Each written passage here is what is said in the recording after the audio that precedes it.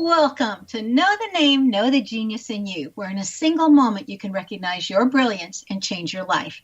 This is a transformational hour that covers an array of topics that demonstrate how individuals use their native talents, of course, as shown in their name, to look at the ordinary in extraordinary ways.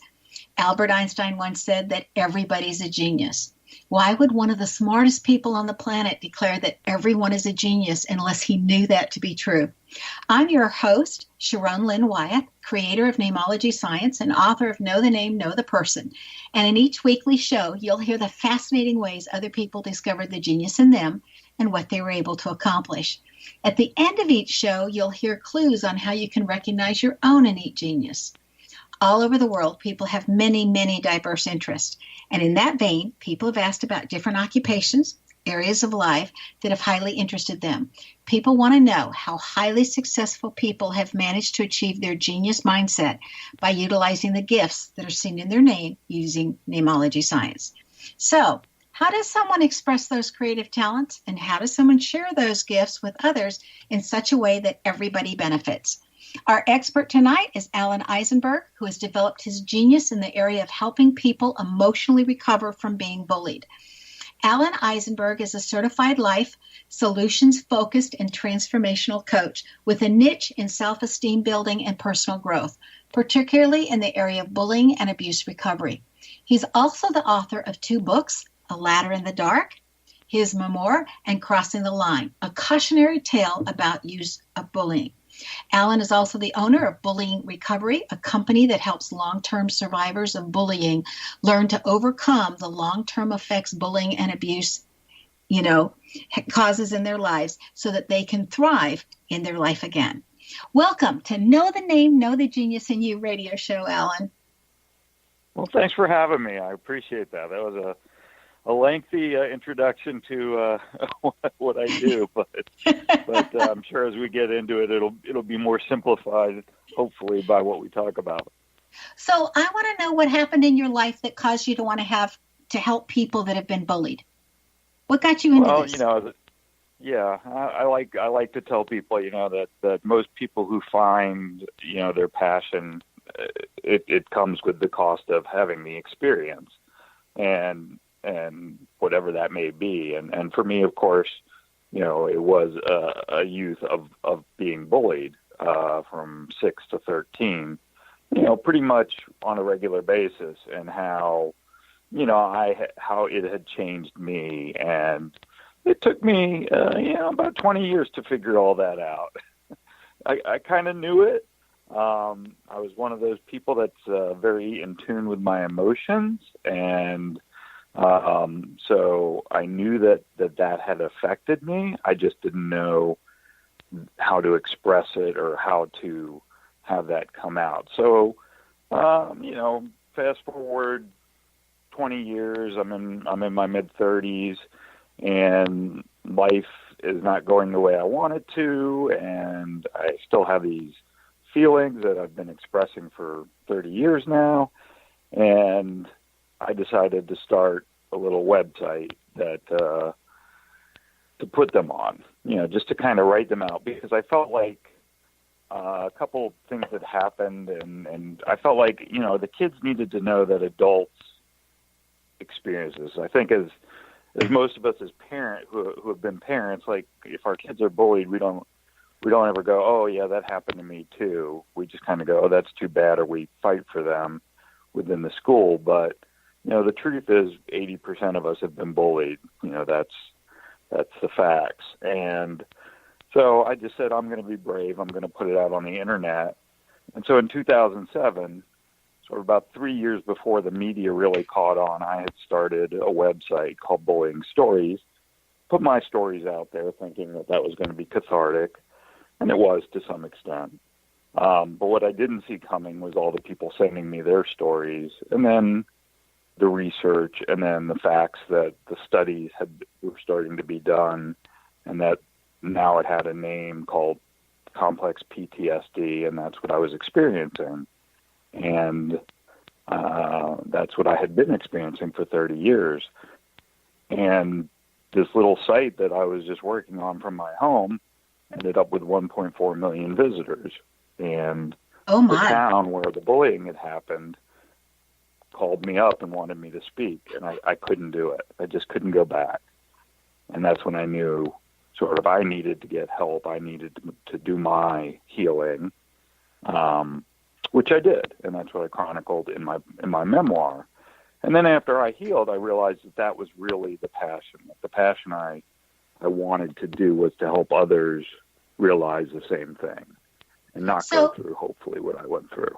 So how did you transform what you learned from your own recovery into becoming a certified coach to help others? Right. And so that's what I really learned the most, is that we had to vocalize, and then we had to let go, or actually I say we accept. And so as I started studying, and I had gone through, the whole mental health gambit, and what I knew needed to happen was this idea of, okay, you're healed, you go through your healing, but how do you get back on the road of your self-esteem recovery to getting to do the things you want? And so that, that's the same point where I'm realizing my passion of wanting to help others and do this. And so I said, that's what coaching is. Ultimately, coaching has become this third tier of what is mental health support and continuation, which starts with psychiatry, then you have therapy, and then once you're done with the therapist, what I discovered is there was while we've had coaching around for a while, it wasn't really thought of as this next step, because a therapist gets you out of sort of your past and your future worries, right? Your past, you need to accept that, and then you need to, but no one was taking you to the next place you wanted to be. And that's what coaches do. Does forgiveness have anything to do with the healing process? Forgiveness of self and forgiveness of others? Yeah. I think the biggest lesson, is within this 30-year period that I was basically living this life of regret of this bullying and the suffering that I was going through, I was the bully. So yeah, certainly at the end of the day, forgiveness is huge. And not only forgiving the bullies, because, I've been lucky enough, because I'm out there talking about it, to have reconciled with some of them and discovered, they're just human beings and they have their own things going on. And I've had many say, I'm sorry to me. And I've said, I'm sorry to some people, because bullying isn't black and white. But the biggest person I say I'm sorry to is myself. And that's because I was beating myself up. I was the one who ultimately was allowing myself to be this person. And I think that's something we have to realize is at some point, the scary thing isn't there anymore. And then we've absorbed that into our life. And we don't tell ourselves, I'm sorry about all this, and I'm sorry it happened, and to let go in our own lives. So I think forgiveness is a huge part of that. So do you think that more sensitive people are the ones that are bullied or picked on first, and then some of them choose to become bullies just simply as self-defense?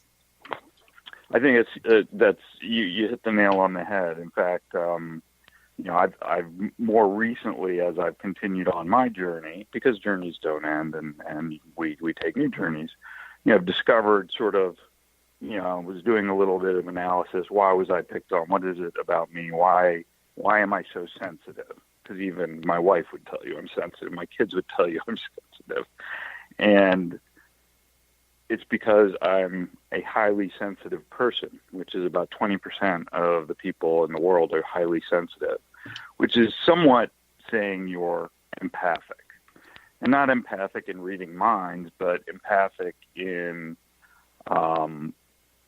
recognizing Sensing. That there's things going on. People are giving off sort of, a vibe or a feel. And, it's what a lot of us call our first impression, right? You meet someone and you just go, oh, this person, And in my whole life, I've always done that and been pretty much right. But what's very interesting in studying highly sensitive people, and Elaine Aron is the expert in the field who has written books on it, so it's not things I'm making up here, is that all animals are highly sensitive. All, what we would think of as, other animals like dogs, cats, I always tell people, I'm like, it's a pretty simple story, right? You're sick, and if you have an animal like a dog or cat, you're laying in bed, you're not feeling well, and that animal will come up and put its head under your arm or do something like, do anything to try to make you feel good because it senses these things. And that's the same thing we're doing as humans in our high sensitivity. So we end up being very, people who are highly sensitive end up with a couple of telltale signs, which are really interesting. Okay, I want you to hold that thought. I want you to hold that thought of the telltale signs. Okay. And because we need to take a break, stay tuned to Know the Name, Know the Genius in You, which can be heard on xzbn.net, an X-Zone radio station, and knowthename.com. After the break, we're going to find out what Alan's name means. Stay tuned.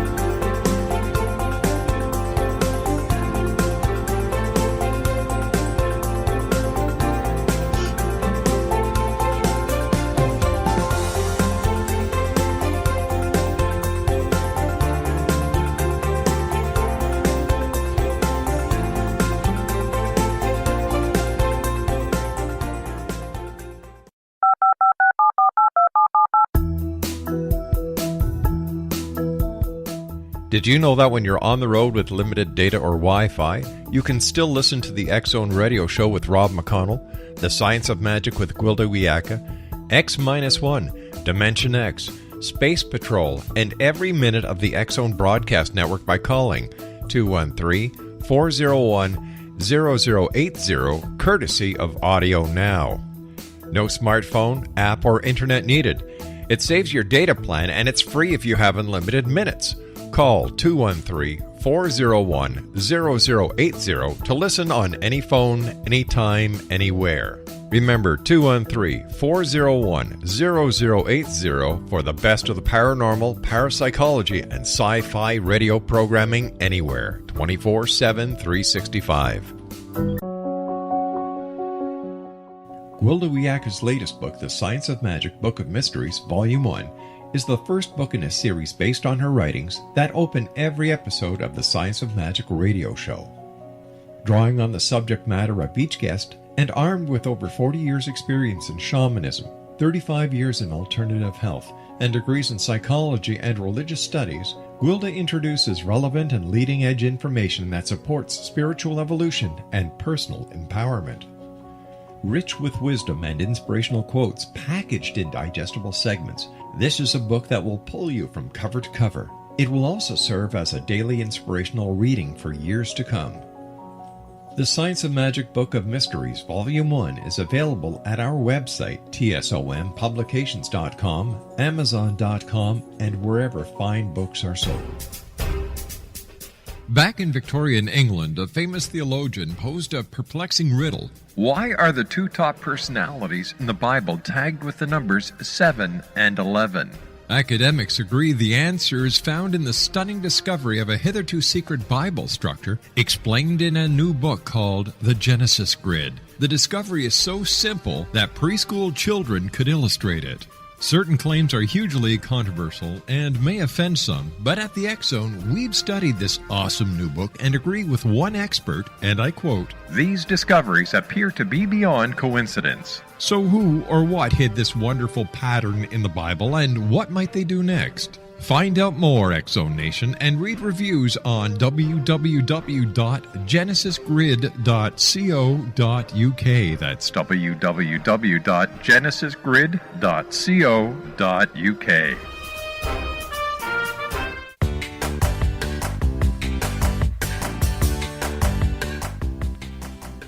Welcome Welcome back. I'm Sharon Lynn Wyeth, and you're listening to Know the Name, Know the Genius in You, which is being heard on xzbn.net and knowthename.com. Our guest tonight is Alan Eisenberg, who assists individuals recover from having been bullied. His website is bullyingrecovery.org. And I really want to point out that it's a .org because we don't get many .orgs on this show. So it's bullyingrecovery.org. So right before the break, Alan, you were talking to us about the telltale signs. Yeah, and so going back, you had brought up a good point, which is about our bully victims, and even maybe the bully's highly sensitive, or is there a sensitivity? So the telltale signs of being highly sensitive are interesting, like relationships with animals, which sounds weird. I'm not saying it in a weird way, but that, I've never had a bad experience with an animal. In fact, I've had some really unique experiences with animals, like, being at like SeaWorld, where they're at the dolphin pool and they're all going around, and this one stops in front of me and puts its belly up, and I'm rubbing its belly, and then of course all the people surround me and they want to do it. Or I went in a pen once with wolves, and it was 5 of us, and this one wolf starts rubbing my face really hard, and I'm like really scared. And the woman's like, "Oh, it's scenting you. It's scenting you." I'm like, "Well, what's that?" Well, it's, wolves are pack animals, and it's putting its scent on me to say to the other wolves, "Hey, he's with me." And these are just 2 weird experiences that highly sensitive people tend to have. The other one that's a real key is music, or, the arts, but mainly music. Like when you hear a song that maybe it's from your youth or something, do you get goosebumps? Or like I would go to concerts, and literally when the band walked out and there was all this emotion in the audience, I would be crying, and get goosebumps. And that there was actually an article on it now. Like, yeah, this is what happens with highly sensitive people. See, and I wouldn't cry or get goosebumps. I'd want to get up and go dance in the aisles. My mother said she could never take me to a concert because I couldn't stay seated. I said, well, the music moves through your body, and you got to move too. That's a different topic. I have that too. But so as I started to study this thing about high sensitivity, of course, the sensitivity also, anything with a yin has a yang, and the yang is, of course, someone says something to you, it hurts, and you show emotion. Well, that's exactly what a bully wants, right? They want a reaction. So if you're not being bullied because of your race, your religion, your creed, or some other reason, then there's the sensitive kids, right? The kids who are going to react. Because there's interesting studies about kids who are called natural negotiators. And while they may get bullied, they don't have any problem with it. So all these interesting studies are coming out. And the one that piqued my interest the most was this high sensitivity, because it didn't go away. It doesn't go away. My wife will say something to me, and it'll still affect me emotionally. If I'm in a crowded room, I'm overwhelmed. All the other things that go with being highly sensitive. So what is interesting, and you mentioned, that falls on the bullies too. The interesting thing about bullies and the bullying victims is that they're not that far apart. Down the line, they have the same characteristics until you get to like one point, and that's in sort of that abuse at home and that overpowering or some other troubles that they have. But self-esteem, bullies don't have any self-esteem. That's why they're bullying. These other things, they're all tied together. And I think that's what I've learned now in talking to some of my childhood bullies, is that they were really dealing with a lot of stuff themselves. And they don't remember anything they did to me. Not a one of them. How discouraging, right? So, well, it is to me because, of course, in my mind, they were these monsters. But to them, they were dealing with stuff at home. They were dealing with, drug abuse and then it just alcohol. acts out. I know from all of my years in that classroom, I felt it was very obvious to see who was having problems at home. And your heart. And that's what I always say. Kids. Okay. I say this all the time. It's really interesting, which is, what if we took an emotional attendance at school as we take a physical attendance? That would be really interesting. I mean, and unfortunately in our classrooms, if we're being observed at all and you're allowing a child to sleep or you're allowing a child not to be participating, the teacher gets written up for that. But sometimes that child needs to have a timeout because they need it for themselves. And the teacher's being gracious to say, I recognize that you need alone time or private time, and let me give it to you the best way I know how. Another interesting thing that just came up, which was this one, of course, I end up having to read a lot about the suicides of young people today, which now young people can express through social media that they're doing this because of bullying. This one case where there were these little incidents on the bus in different classes, but none of the teachers, none of the bus driver didn't report it because they were little incidents, Yeah, but those little guys all these little incidents made a big thing, but everybody that saw them just thought they were just these little things. I want to come back to that on suicide just because when I went into administration and then got promoted into central office, I was in charge of counselors for the district, and that's one of the things we had to deal with. But I want to get to your name because this is our part of our program where we get to do that. So cool. May I proceed and interpret your name? Sure. Okay. So Alan's name indicates that he's a workaholic, but he can be quite the couch potato when he wants to be. It's like one extreme or the other. And once he's down for the count, it's like, no, he's not getting up. Okay. He's here to make the world a better place. So if you lend him something, it'll come back in better shape than when you gave it to him. Okay. And the combinations in his last name indicate that it was being around his family that caused him to be sensitive and very much aware of how other people felt. And his family also gave him cause for him to want to be included and not to be left out. So when I say that that's caused by family, it means that it was either so apparent or it was so absent. So one extreme or the other would cause a child to say, oh, this is necessary in my life. Okay. And your name is interesting because it says you were born with self-confidence and then you lost it and you had to regain it. And we'll discuss how that shows up in your name at the end of the show so that if anybody else has that in their name, they'll know that that's what happens. Alan, your name also indicates that you were taught as a child that you needed to be able to learn from others and that an education was important. And you have a fabulous memory, by the way, and you're highly skilled in the organizational department. So it's easy for others to follow your organizational style, okay, and your methodologies. So that's some of what your name says. That's some scary stuff. Okay, that's like, that's fortune teller type stuff.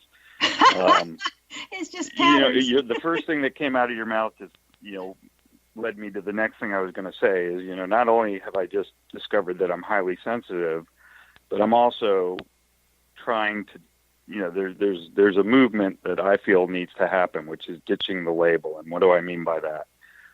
I'm an introverted extrovert. So this is the new thing, and that's a real thing. Again, you can look it up, see the studies on it. So I'm an introverted, everyone thinks I'm extroverted, but I need my quiet time. I need my couch potato time.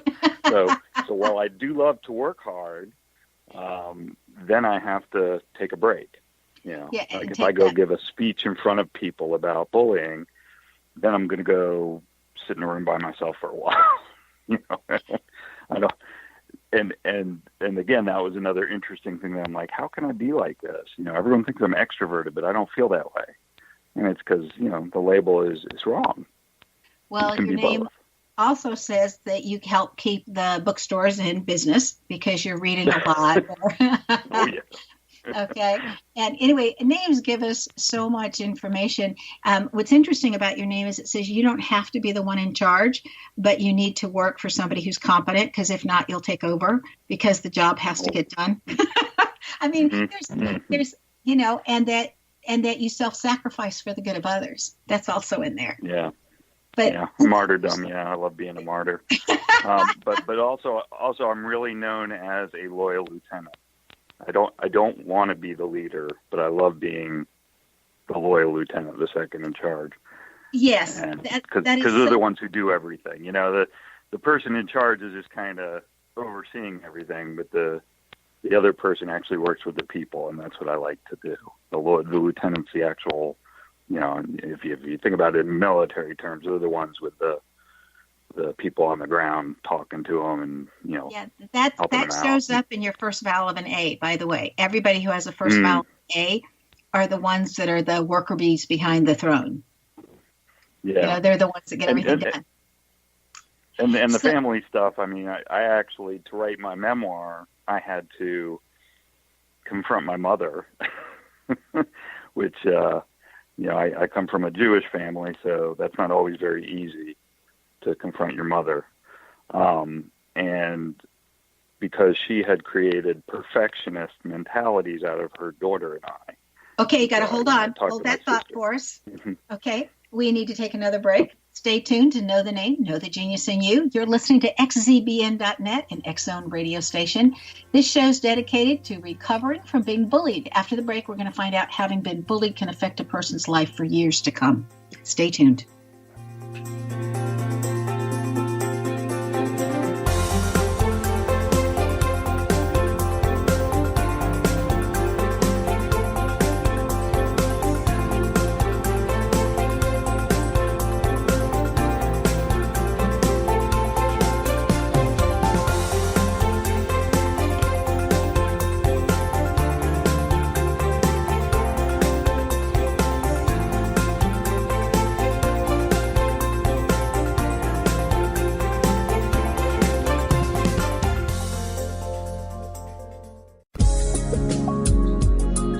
Broadcast studios in Hamilton, Ontario, Canada, to the world and beyond.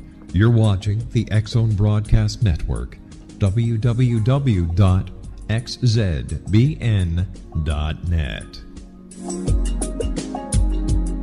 AVS Media Demo.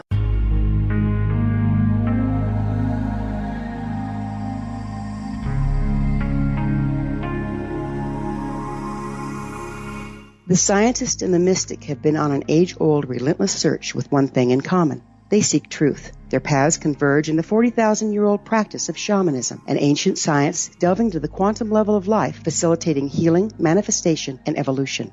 I'm Gwilda Wiyaka, the founder and director of Path Home Shamanic Arts School, a unique Colorado State-certified occupational school, training shamanic practitioners and teachers. We also provide classes for empowering personal lives through shamanism. Our certification classes are in week-long segments enabling international participation, and online classes and long-distance shamanic healing sessions are available. Come discover the science of magic in the limitless world of shamanism. www.findyourpathhome.com.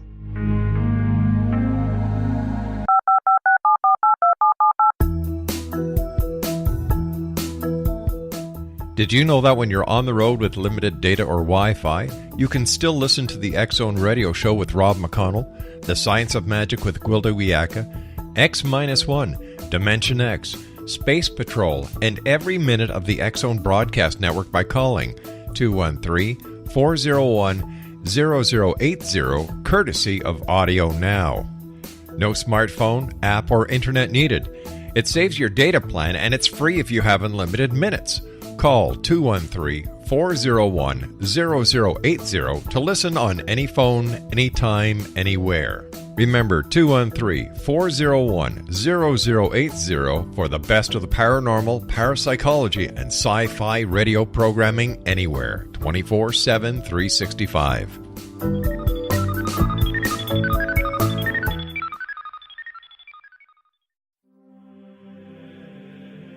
Rob McConnell here, presenting an overview for Nicholas Paul Jennings, author of a fascinating book, Amen. It presents facts revealed by Egyptologists, facts that enable us to understand why Amen is the beginning of creation of God. It provides recommendations for religious leaders of the major religions to unify their beliefs and teach the Word of God. Love one another. Amen informs people how mankind conceived God. It was the Egyptians that developed the concepts of a soul, a hereafter, and Son of God. And finally, after the worship of many gods, they conceived the belief in one universal God, the maker of all there is. For more information, visit www.futureofgodamen.com. That's www.futureofgodamen.com.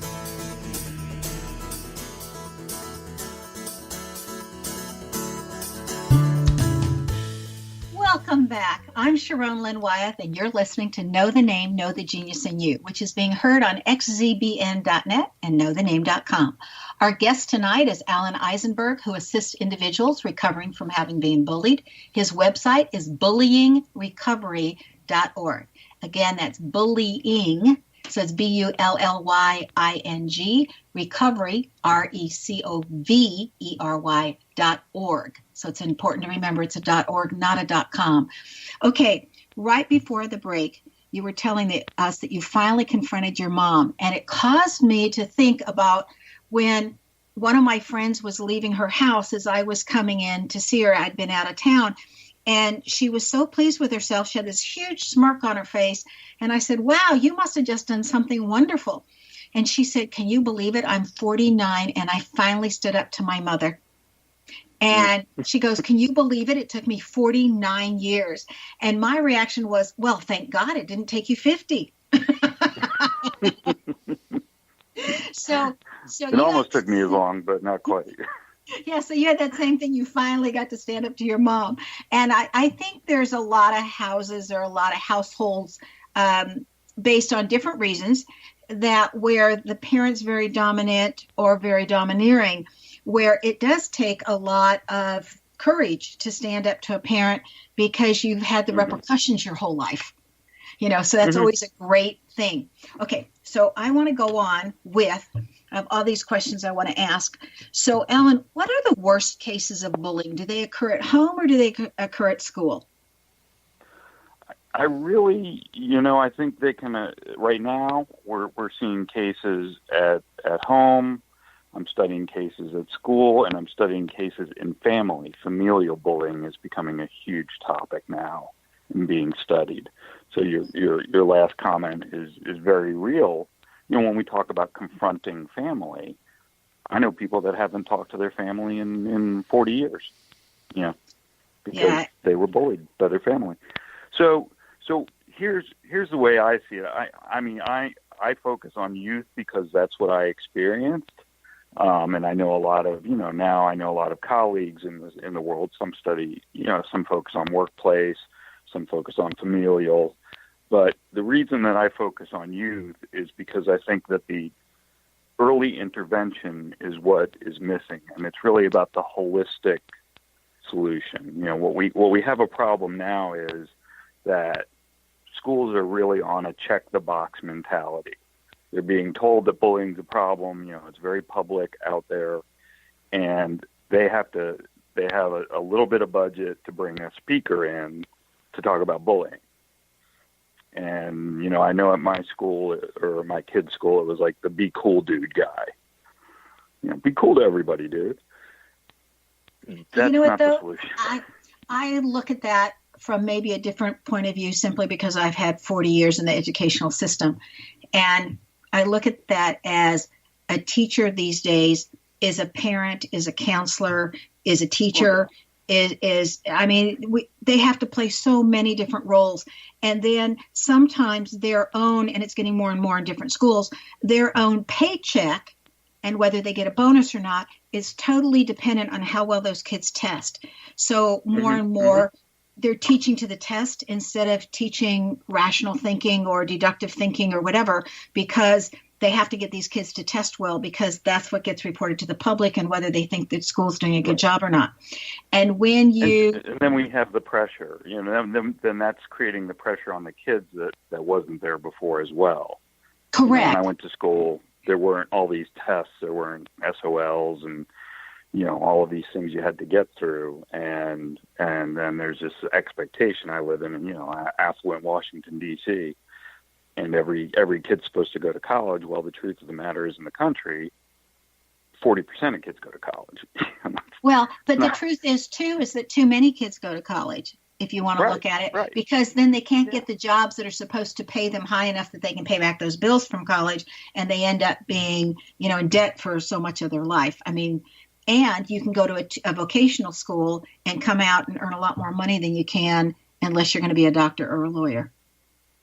And You know? and there are jobs that Engineer. need to be filled that are not the jobs that need the 4 years. So one of my sons is an EMT in an emergency room at the hospital. He saves lives every day, you know. And what if he wasn't around? what if Yeah. you know, he went to a 2-year school, got his vocational in EMT. He's going to go back and become a nurse, but you know, that's the path he took, and we need him. Yeah, he and saves lives. the very first time I was hired as an administrator was at a public high school that had a vocational section, and I loved it. And I thought, what's wrong with the rest of these high schools and all these schools? But that's a whole other conversation.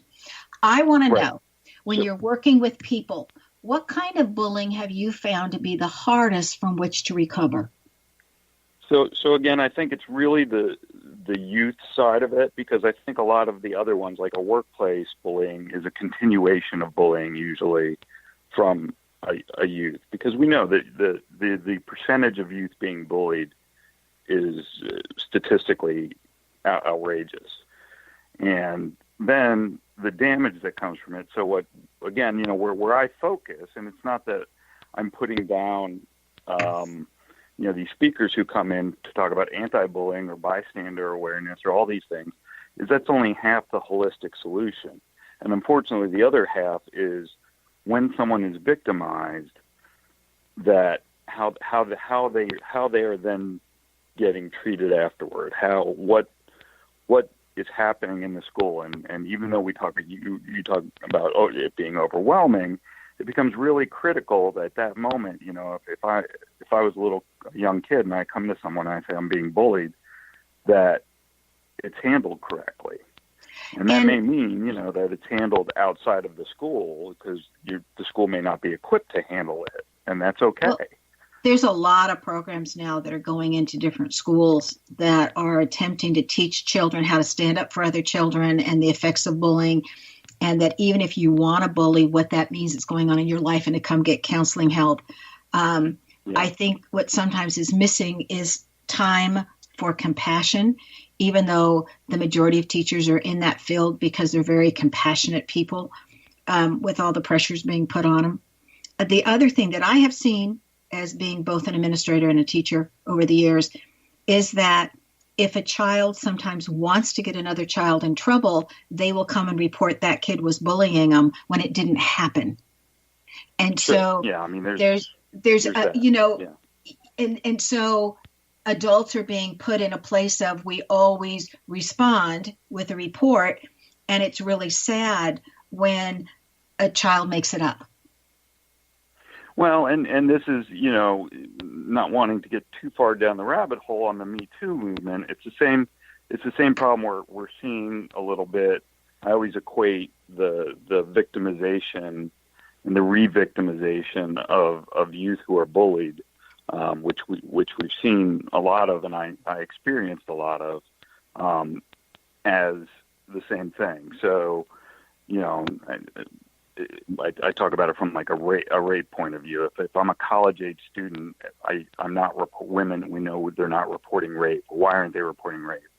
Well, because they were, you know, at a fraternity party, drinking in a short skirt, and they were flirting with a guy, and all that's going to come out, and they're going to, you know, look bad. And I can't tell you how many times I was told, you know, why don't you just change so that the bullies don't affect you? You know, that doesn't happen. I mean, I've been in work situations where supervisors have attempted to bully me, like a principal would bully the teachers. And I grew up in a very well-to-do school where there were so many bullies that my oldest sister would come practice with me in the bathroom on what do you do if you're bullied this way, and what do you do if you're bullied that way, and if this happens, what do you do? And my mother used to say, why can't you two girls get along? And she didn't realize that my sister was practicing with me so that I would have automatic responses not to get bullied. And I thought everybody needs to go through that training. But how many adults are bullied at work, and what can they do if they're desperate for that job? So that's the critical thing that you're saying, is the desperate for the job. So when we get to adults bullied at work, the percentages are still being studied a little bit. We're seeing about 30, somewhere around 30%. But the problem is that it's the job, and you have to have the salary. At the point that you're working, let's say, I've been working, and now I live this lifestyle. I have a house, I have 2 kids, I have this, and now I need to bring a paycheck home. Well, that's a different pressure than the youth were feeling, right? And that's a very stuck place. So actually, going back to suicidality, the highest levels of suicide are actually in the middle age range. The only reason we hear so much about youth suicide is because, from a percentage standpoint, youth don't die of other things so much. So it's a higher percentage. But the highest percentage of suicidality is actually in the middle age, is the 35 to about 45 age range. That is really scary. And I think different cultures have different rates of suicide. I know that when I was teaching in Japan, the number of children that committed suicide was just astounding to me. Okay, we need to take our last break. Stay tuned to Know the Name, Know the Genius in You on xzbn.net, an X-Zone radio station, and knowthename.com. After the break, we're going to find out what Alan Eisenberg has in his name that has assisted him that you just might have in your name as well.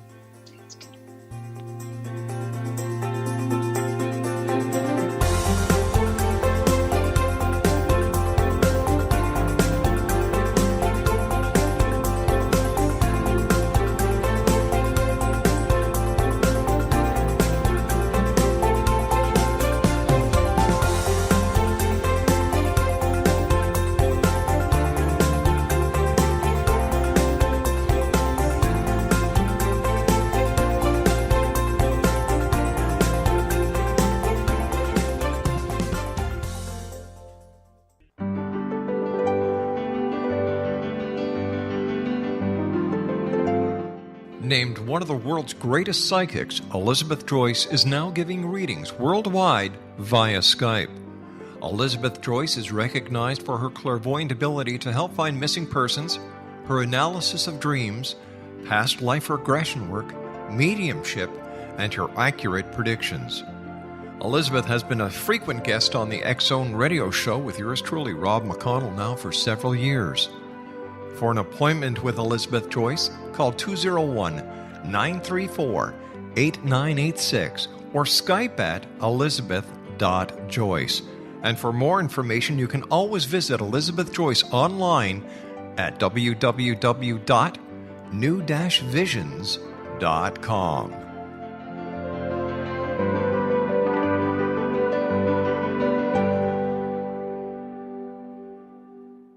The new nonfiction book, Razor of Madness, is similar to cult movies like Clockwork Orange, Dragon's Tattoo, or The Other Side of Hell. Wayne Morin Jr. and Thomas Lee Howe will expose widespread and systematic deficiencies in this thought-provoking tell-all novel. Mind control rages among scholars in law schools. Human rights are ignored while thought reform and mental manipulation are accepted practices used as behavior modification. Dr. Louis Jolyon West comes to mind.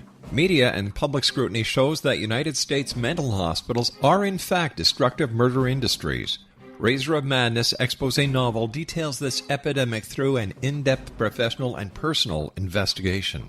For decades, there has been a revolving door policy that still releases killers and pedophiles back into society. The maestro of mind control continues to haunt America to this very day. Razor of Madness is available in paperback or as a downloadable ebook at Amazon.com. I'm William S. Peckham. If you enjoy a good mystery with a touch of the paranormal, then you'll love my novel, From Out of the Woodwork. It's the story of a young Toronto contractor, Sean Kennedy, who buys derelict homes, guts them, and turns them into multifamily dwellings. Slums just waiting to happen. When Sean buys 29 Livery Lane, the house fights back. Former owners unexpectedly come out of the woodwork as he starts the destruction. The apparitions come to him when he touches old books, reads hidden letters, rummages through old boxes, finds a locket, or reads a discovered manuscript of a murder mystery. From Out of the Woodwork will take you from 1899 to the horror of the World Trade Center, September 11, 2001. Check out From Out of the Woodwork on my website, www.williamspeckham.com.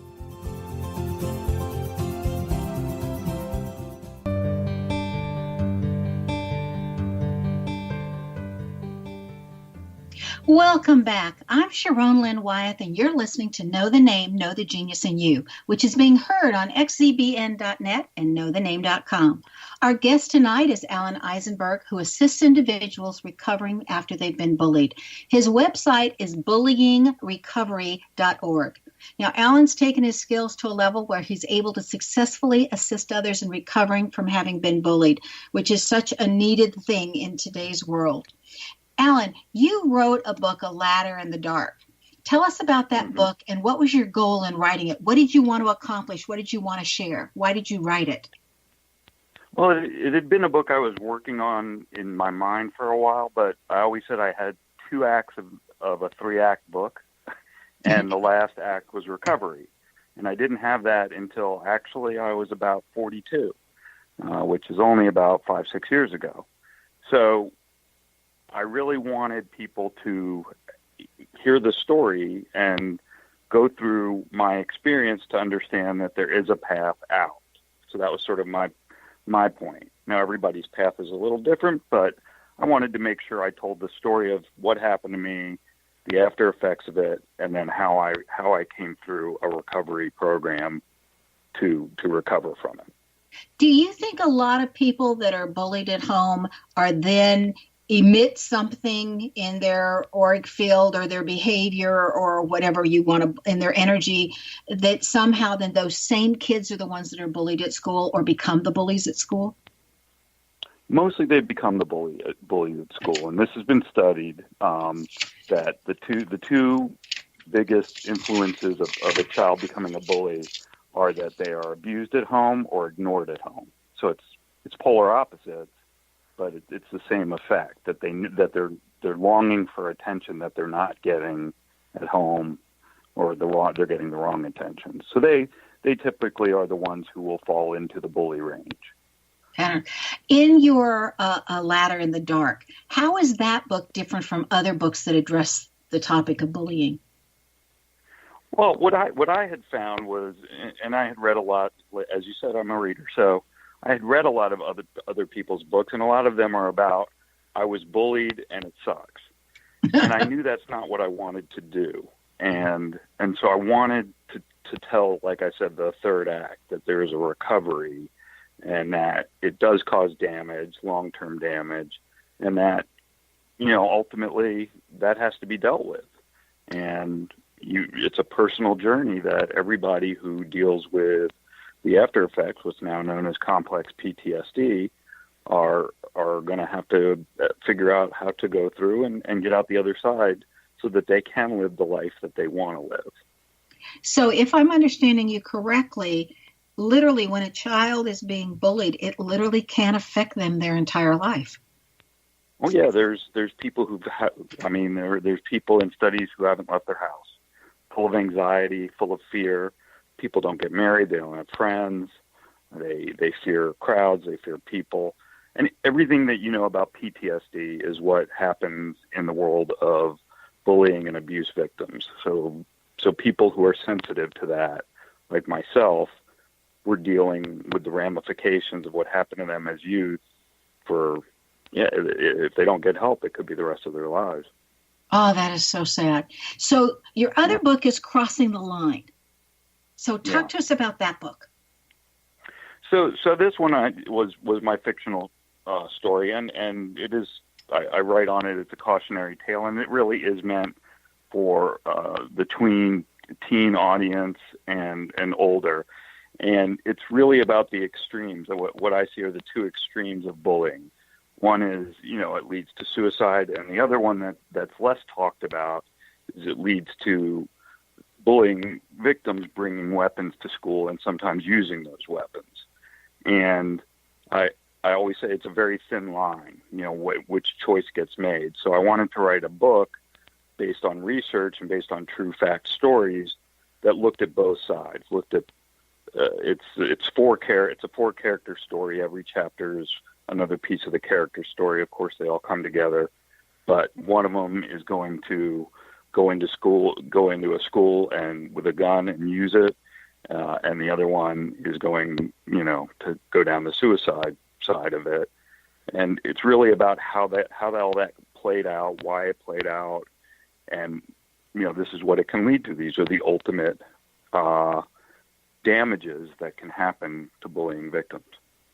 Now, I want to say I have been in education for 40 years as an administrator and a teacher, and I have dealt with a child shooting another child right as I exited my office into the hallway. So it was right there. Mm-hmm. And having to deal with that, and a teacher committing suicide, which then, of course, it was very popular, set off the school and what we had to do. And I look at what our schools are handling today, and it's just a crazy amount of things. And it's interesting that if we could just catch bullying early and meet the needs of those children, then maybe a lot of this other stuff would be reduced or wouldn't happen. And that's really, I think that's really what I'm saying is that, I did the other part I studied was sociology. So I always think of societal things and how this is really what we're talking about is a societal thing. When a kid goes into a school with a gun and kills one or several other children due to bullying, that affects more than just that kid who was bullied. The suicide does too. We know that. Right. It affects everybody. Kids. Yeah. I mean, it damages the school. At my old alma mater in 1 year, 3 kids committed suicide, all due to some form of bullying. I mean, that school, had to deal with a lot that year. And, we lose kids anyway. Mm-hmm. When I've been teaching school about every other year, we will lose a child for death other than suicide. And so it's difficult for all the children to deal with it when something like that happens with a child. Okay, I want to keep going. You have a daily online paper that's titled The Bullying Recovery Times. So what does that cover, and how do people subscribe if they want to receive your online paper? Well, all of it is on my website. The Bullying Recovery Times is actually a aggregated paper, almost like going to Yahoo News, that looks at the 2 major subjects that it covers is bullying stories going on and anxiety, because I think they go hand in hand. And so what the paper does, I don't really come up and research the stories. It goes out and finds them. Like I said, it's an aggregator like Yahoo News or anything, and it presents those stories in paper form, like a newspaper type form. And so people can go on my website and go to my site that's called the Bullying Recovery Times and read it. Okay. Now talk to us really briefly about your bi-monthly podcast. So for the podcast, I do 2 things. One, I have a weekly blog on a subject around bullying. And then the podcast is really about Healthy You. It's called Healthy You, which is my coaching program. And it's really, while it does have bullying subjects, it's more about trying to start to live a healthier life. Finding that small changes in your life, or sometimes big changes, can make you healthier, can help make you live a better life. And really, my life had to take a 180 turn in order for me to get better. But now, with all that in mind, most of my guests come in and we talk about subjects about how to overcome maybe some of the things that are limiting you from living a healthier life, or techniques to start adapting, whether it's mindfulness. I'm a really big mindfulness person, and healthy eating, how that affects what you put in your gut, how that affects the release of chemicals, all of these subjects that I don't think we talk about enough. Empathy, another big one I like to talk about, and really what all that means in the world of health, and how you can be healthier, how you can help yourself.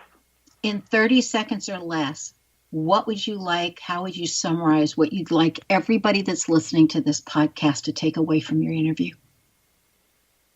I think the big thing is that it isn't kids being kids. It isn't something that people get over. Those are old schools of thought, and that what we know now, what we've learned since the studies started happening in 2010, and there are great amounts of studies out there, is that there is long-term damage from bullying that people grow up with, as we discussed, could be the rest of their lives if they don't get help. And that's why I do what I do, is to try to get that out there and help as many people as I can to get past. I want to thank you for coming on the show and sharing all of your knowledge and providing a resource for people to be able to go to. Thank you so much, Alan. Okay, guys, you want to be prepared and surprised and very pleased when you experience Alan Eisenberg's work. His website, again, is www.bullyingrecovery.org. Alan was born with self-confidence, lost it along the way, and then had to regain it. Being born with self-confidence and then losing it is represented by the letter combinations of L-A, right next to each other, first an L, then an A. When a person regains their self-confidence, it's shown by the following letters, whether they'll do it or not. If you have an L-A combination in that order, because reversing the letter combinations changes the meanings, then you too may need to regain your self-confidence somewhere along the way after you've lost it. Do you know where your genius lies? I'm Sharon Lynn Wyeth, host of the radio show, Know the Name, Know the Genius in You, which can be heard every weekday at various hours right here on xzbn.net radio, an X-Zone radio station, and on knowthename.com. Tune in to hear the fascinating ways other people have discovered the genius in themselves and what they were able to accomplish. If you wish to know more on how to read a person's name, please visit knowthename.com, and you can schedule an appointment with me, your host, by visiting knowthename.com. This is Sharon Lynn Wyeth, signing off.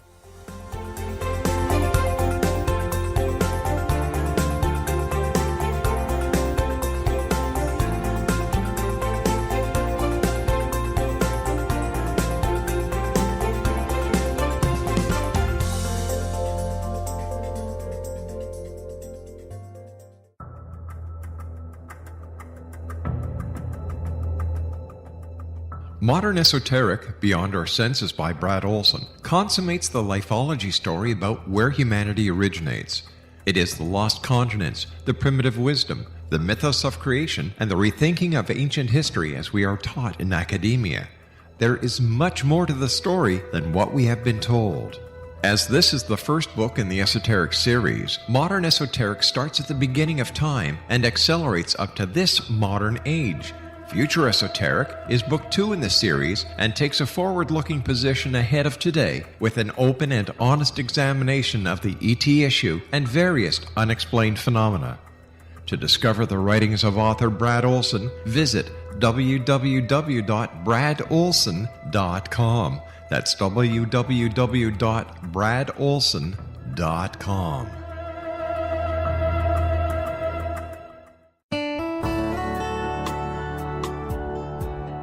Are you or is someone you know struggling with addictions, depression, anxiety, relationships, low self-esteem, lack of confidence, grief, success, and prosperity? Do you know that your subconscious belief plays a big role in the outcome of your hard work? We can help you permanently change the beliefs that may be the reason for your struggles and failures. We care about getting you the return on your investment and the results you are looking for. We can help you be free of the limitations of your past and in realizing your highest potential. We work with people by phone and Skype. For more information, visit us at www.ritasoman.com. That's www.ritasoman.com.